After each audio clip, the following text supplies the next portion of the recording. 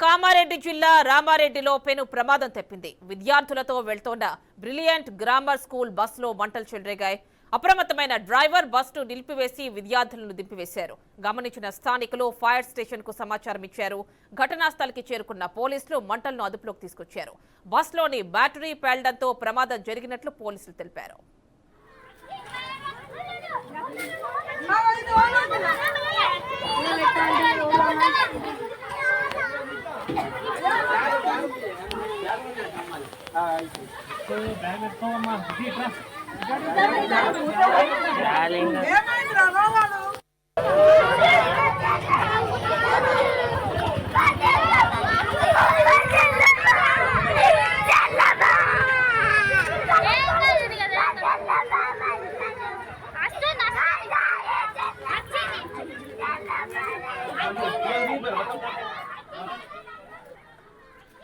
కామారెడ్డి జిల్లా రామారెడ్డిలో ప్రమాదం తప్పింది. విద్యార్థులతో వెళ్తోన్న బ్రిలియంట్ గ్రామర్ స్కూల్ బస్సులో మంటలు చెలరేగాయి. అప్రమత్తమైన డ్రైవర్ బస్సును నిలిపివేసి విద్యార్థులను దింపివేశారు.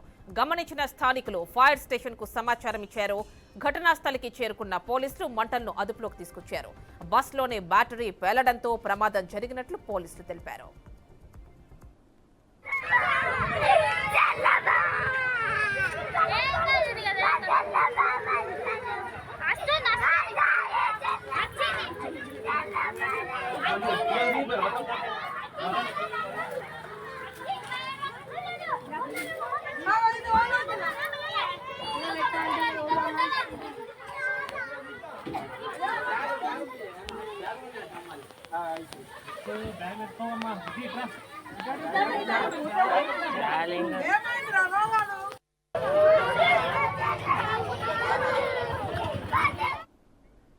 ఇక నిజామాబాద్ నుంచి మా రిపోర్టర్ ధనుంజయ్ మరిన్ని డీటెయిల్స్ అందిస్తారు ఈ అంశానికి సంబంధించి.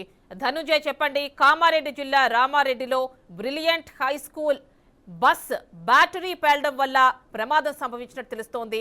అంటే ఇలాంటి ఘటన ఎందుకు జరిగింది అనుకోవాలంటే ఎలాంటి ఫిట్నెస్ పరీక్షలు చేయట్లేదా స్కూల్ బస్సులకు సంబంధించి? సో యామిని మనం చూస్తుంటాం, ఎందుకంటే కామారెడ్డి జిల్లానే కాదు యావత్తు రాష్ట్ర వ్యాప్తంగా ప్రతి స్కూల్ కు సంబంధించిన అకాడమిక్ ఇయర్ లో ఈ స్కూల్ కు సంబంధించిన ఫిట్నెస్ కు సంబంధించిన తనిఖీలు మాత్రం ఎంబీఏ అధికారులు తూతు మంత్రంగానే చేస్తుంటారు. అయినప్పటికీ కూడా ఎవ్రీ ఇయర్ ఇట్లాంటి సంఘటనలు జరుగుతూనే ఉంటాయి. కానీ ఈ రోజు ఒక సంఘటన, ఇంత పెద్ద సంఘటన నుంచి మనం ప్రమాదం నుంచి బయటపడడం అనేది చాలా అరుదుగానే భావించవచ్చు. ఎందుకంటే స్థానికంగా కామారెడ్డి జిల్లా కేంద్రంలోని బ్రిలియంట్ స్కూల్ ప్రైవేట్ పాఠశాల గతంలో వివాదాలకు కేంద్ర బిందువుగానే మారింది.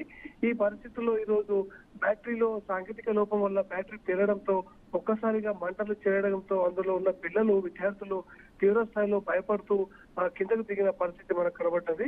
ప్రస్తుతం బ్రిలియంట్ స్కూల్ కు సంబంధించిన యాజమాన్యం పట్టించుకోకపోవడం వల్ల ఇలాంటి సంఘటనలు పునరావృతమవుతున్నాయి. సుమారు 15 నుంచి 20 బస్సులు వాళ్ళకు అనునిత్యం విద్యార్థులను అటు స్కూల్ కు తీసుకెళ్తూ ఉంటాయి. కానీ సాంకేతిక లోపం అనేది చాలా అరుదుగానే భావించవచ్చు. ఒక్కసారిగా బ్యాటరీ పేలి ఇలాంటి సంఘటన జరగడంతో అందులో ఉన్న విద్యార్థులు ఒక్కసారిగా భయాందోళనకు గురై ఇబ్బందులు పడ్డ పరిస్థితి మనం చూశాం యామిని.